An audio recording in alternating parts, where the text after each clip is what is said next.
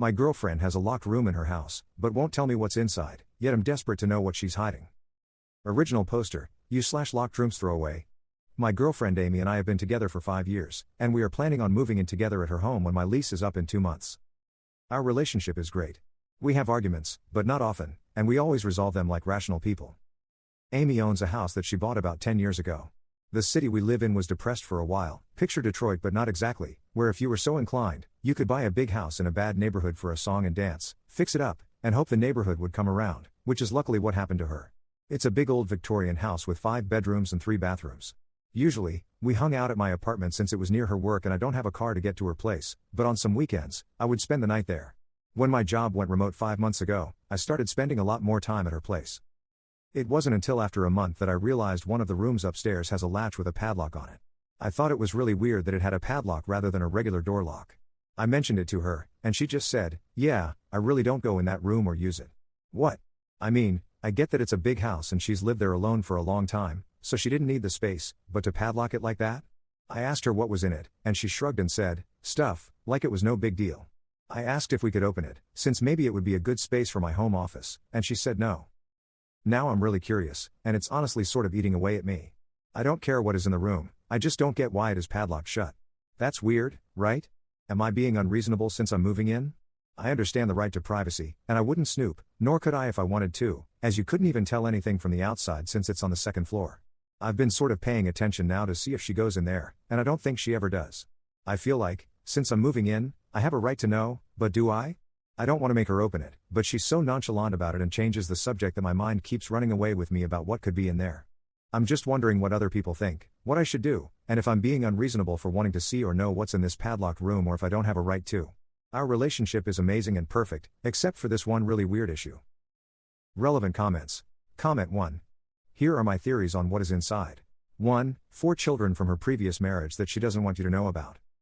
2. Her mother's mummified body. 3. She's secretly a slob and that's where she throws all the unwashed dishes and hoarded cat poop. 4. 23 cats. No more, no less.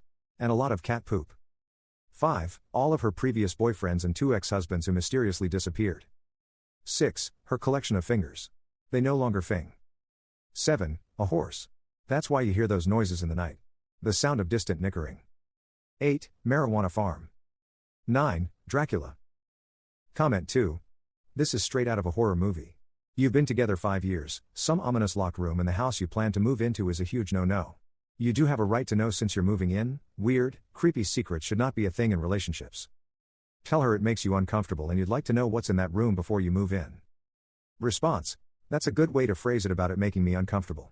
Hopefully she knows I mean it. I'm really big on privacy and respecting privacy boundaries, but this really is just driving me up a wall. Update.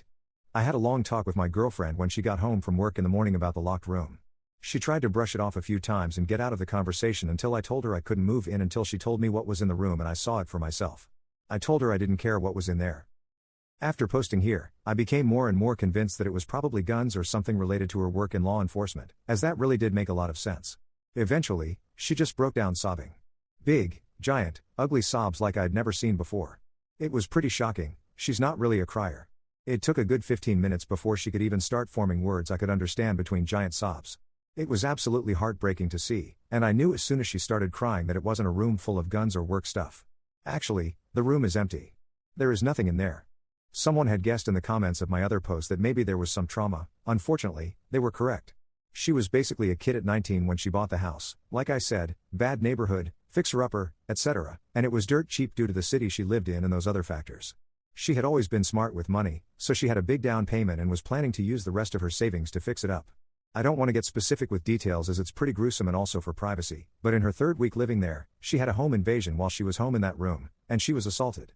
She had no money to move and no family around, so she stayed in the house after buying a security system, locking the door, and planning to just never unlock it or go in that room again.